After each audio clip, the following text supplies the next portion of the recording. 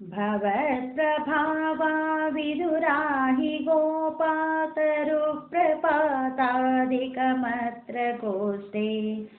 अहेतुमुत्पातगणं विशङ्क्य प्रयातुमन्यत्र मनोवितेनुः तत्रोपनन्दाभिरगोपवर्यो जगो भवत्प्रेरणयैव नूनम् इतः प्रतीक्षां विपिनं मनोज्ञं वृन्दावनं नाम विराजतीति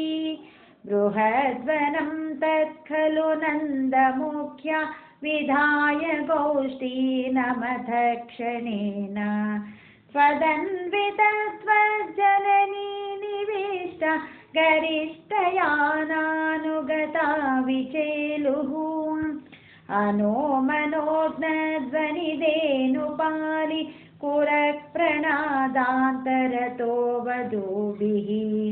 भवद्विनोदालपिताक्षराणि प्रपीयनाज्ञायतमार्गदैर्घ्यम् निरीक्ष्य वृन्दावनमीशनन्द प्रसूनकुन्द प्रमुखद्रुमौघम् अमोदताशाज्वलसान्द्रलक्ष्म्या हरिन्मणिकुट्टिमपुष्टशोभम्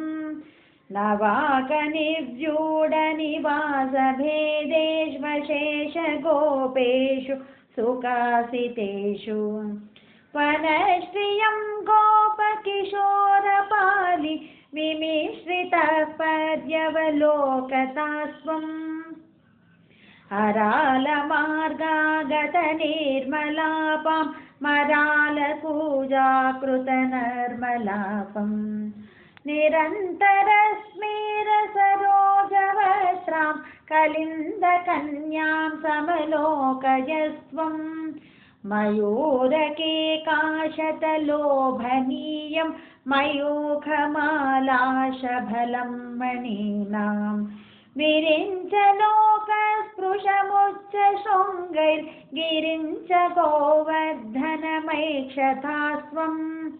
समं ततो गोपकुमारकैस्त्वं समन्ततो यत्र वनान्तमागः ततस्ततस्तां कुटिलामपश्य कलिन्दजां राघवतीमिवैकाम् तथा विधेऽस्मिन् विपिने पशव्ये समुत्सुको वत्सगणप्रचारे चरन् सरामोदकुमारकैस्त्वं समीरगेहादिह पाहि रोगात् समीरगेहादिप पाहि रोगात्